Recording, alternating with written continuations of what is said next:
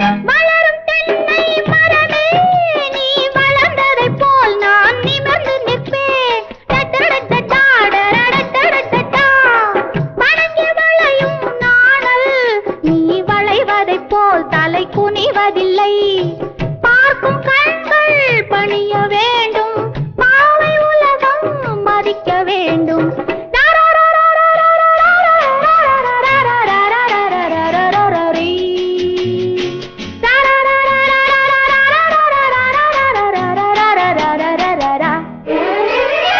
சிட்டுக்குருவிக்கென்ன கட்டுப்பாடு, சென்றலே உனக்கெது சொந்த வீடு.